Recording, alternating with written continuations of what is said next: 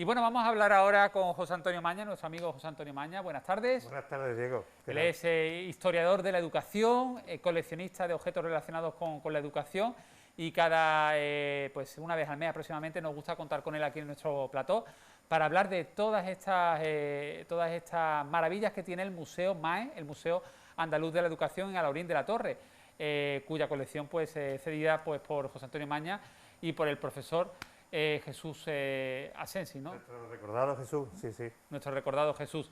Bueno, hoy vamos a hablar de varios temas dentro de este espacio y por un momento, fíjate, estoy viendo yo calculadoras, estoy viendo algún que otro libro. Vamos a empezar por objetos relacionados con las medidas. Sí, con el cálculo. El cálculo, sí, en la escuela, ¿no? ¿Cómo se calculaba? cálculo. ¿Los alumnos qué objetos tenían para calcular, Sí, para medir? Bueno, básicamente el intentar agilizar, hacerlo con rapidez los cálculos ha sido siempre una meta que en la escuela y en la universidad y en la ciencia se ha intentado. Desde siempre ha habido máquinas de cálculo como el ábaco, ¿no? Que ya conocerás, una herramienta pues, que viene de Oriente, ¿no? Pero después hemos tenido otros mecanismos como calculadoras mecánicas, como de la casa Brunsviga o de la casa Ottner, ¿no? Después hemos tenido también reglas de cálculo, que son como esta que tenemos por aquí, que hubo dos firmas muy conocidas que fueron Faber-Castell y Aristo, que fueron las que durante muchos años dominaron el mercado. ¿Esas reglas de cálculo, por ejemplo, de qué época fecha? ¿De qué Esto época puede data? ser aproximadamente de los años 40, aproximadamente, de los años 30, 40. Hay de dos dimensiones, como habrás podido ver, unas de bolsillo y otras más, digamos, profesionales. Y existieron dos sistemas muy conocidos que se unificaron, fueron el sistema Rief y el sistema Darmstadt, que fueron ya los que unificaron. Tenemos imágenes que hemos llamado medidas, ahí estamos viendo, Sí. Que son objetos con los que cuenta ahora mismo en exposición el Museo Andaluz de la Correcto. Educación. Sí, sí. Y tenemos desde esas reglas que tú mencionabas, calculadoras, luego también unas calculadoras muy primitivas que no eran electrónicas. Bueno, sí, son estas calculadoras mecánicas de punzón, como la que tenemos aquí y otras que se ven en el vídeo, que lo que hacían básicamente era sumar, restar y las multiplicaciones se hacían a base de sumas. Pero todo era manual, ¿no? Manual, sí, con claro, un punzón. con un Ahí punzón. tenemos el punzón, Sí. iba subiendo y bajando los números, si quieres cogerle la ves. Sí. Y ya por fin, aproximadamente en los años 70, empiezan las primeras calculadoras electrónicas. Las primeras son las de diodo rojo, que nos acordaremos, y hay dos firmas muy importantes que son Texas Instruments y Hewlett Packard, ¿no? Pero muchas empresas quisieron llevar a ese tema, como Canon, como Sanyo, hasta que llegó la súper conocida Casio, ¿no? Ahí hay una muy pequeñita que fue de las primeras que sacó y una, digamos, un poquito más complicada, que era ya la científica. Ajá. Y entre todas las herramientas de cálculo que tiene el museo, a mí me gusta destacar esta que está aquí, que es la primera calculadora mecánica de bolsillo, que es la Curta. Si quieres, cógela, Sí. te la acerco si quieres. Esta es una verdadera joya. Esto lo ideó un prisionero judío en el campo de Buchenwald. No lo mataron porque querían que terminara esa calculadora para hacerle un regalo a Hitler. Este hombre se liberó del campo, no entregó el diseño. Ah, ¿no lo entregó? No, no lo entregó. Entonces, se fue a Alemania e intentó llevarla a cabo. Lo que pasa es que estaba en la zona soviética y emigró de nuevo a Austria. Él venía de una familia de fabricantes de máquinas de cálculo. Su hermano no quiso patentar la máquina y emigró primero a Suiza y después a Liechtenstein, y allí fundó la fábrica, y se vendieron aproximadamente unas 150.000 por todo el mundo, hasta que ya llegó la época de las calculadoras digitales y desapareció. Vamos a hablar también hoy de la figura de Ezequiel Solana, Sí. que además el apellido Solana nos suena mucho aquí en España, pues por Javier Solana, ¿no? El que fuera Javier ministro. Solana, que fue ministro y Ministro presidente de la socialista. OTAN, y su hermano Luis, que También. director de la Radio y Televisión Española durante un tiempo. Bueno, pues Ezequiel Solana fue pedagogo, escritor, poeta de Soria, ¿no? De un municipio, nació en un municipio de Soria y falleció en Madrid.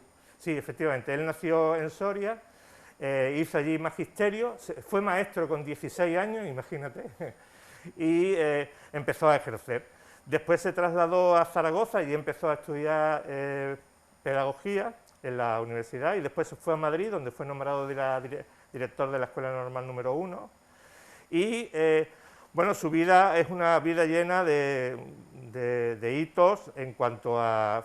Creó junto a otro español muy conocido en el mundo de la educación, que fue Victoriano Fernández Ascarza, aunque todo el mundo le dice Victoriano Ascarza, creó la editorial Magisterio Español, que publicó muchísimos libros, muchísimos, entre ellos algunos de los que he traído aquí, Fábulas Educativas, un libro delicioso, Cervantes Educador, que ahora hablaré un poquito más, Catón, Inventores e Inventos.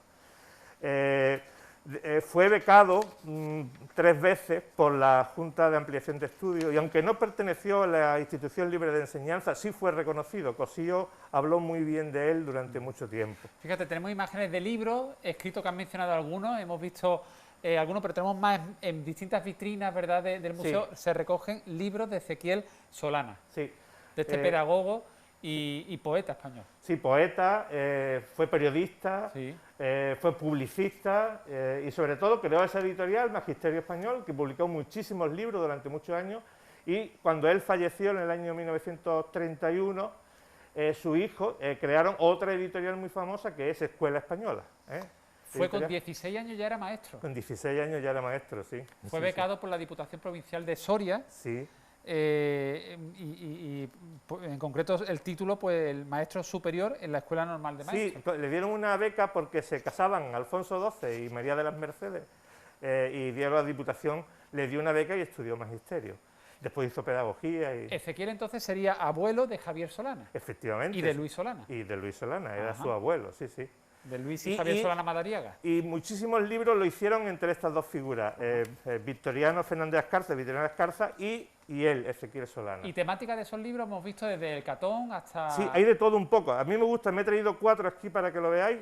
Uno es Cervantes Educador. Cervantes Educador es un libro maravilloso, lo escribe aproximadamente en 1900 y son trozos escogidos de las obras de Cervantes. Pasajes de obras de Cervantes. De obras de Cervantes, y la utiliza como un libro pedagógico para enseñar moral, buenas costumbres. Es un libro maravilloso, se hicieron muchísimas ediciones.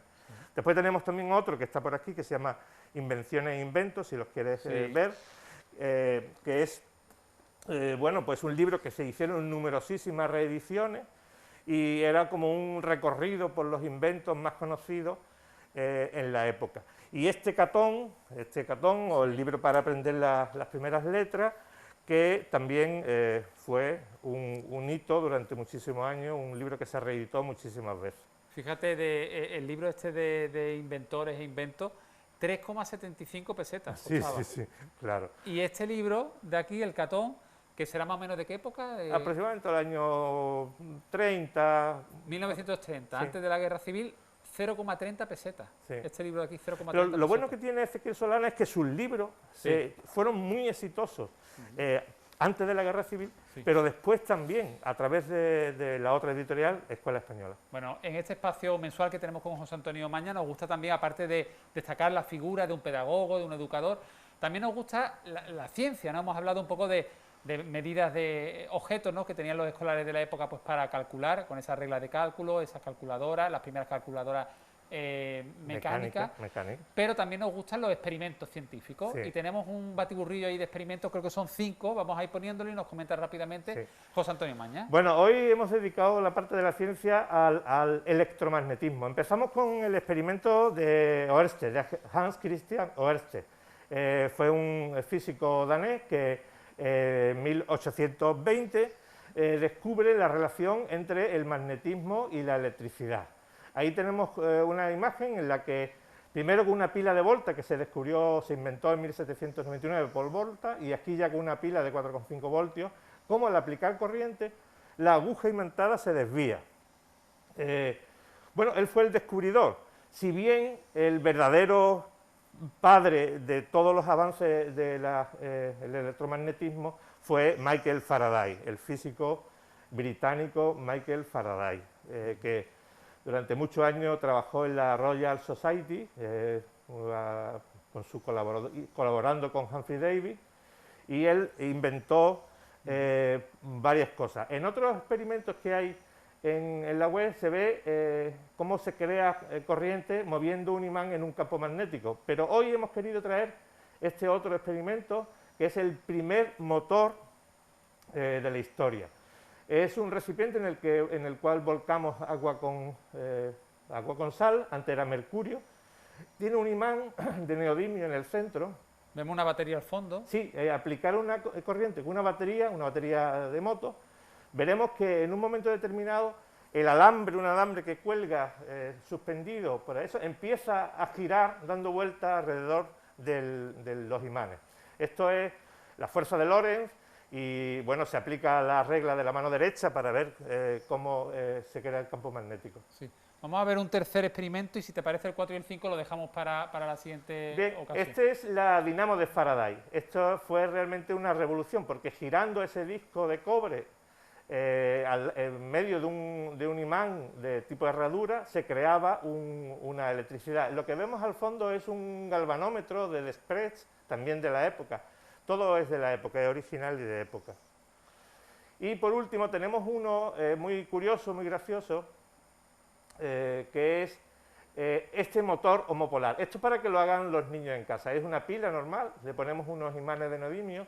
Una pila normal y un imán. Y un imán, sí. Y le ponemos este alambre enrollado y fijaros que empieza a dar vueltas. Esto es muy curioso que se puede hacer en casa con los chicos. ¿Y qué definición se llama tiene? Motor homopolar. ¿Motor? Homopolar. Homopolar. Sí, sí, homopolar. Ajá. Qué curioso, ¿eh? Sí, sí.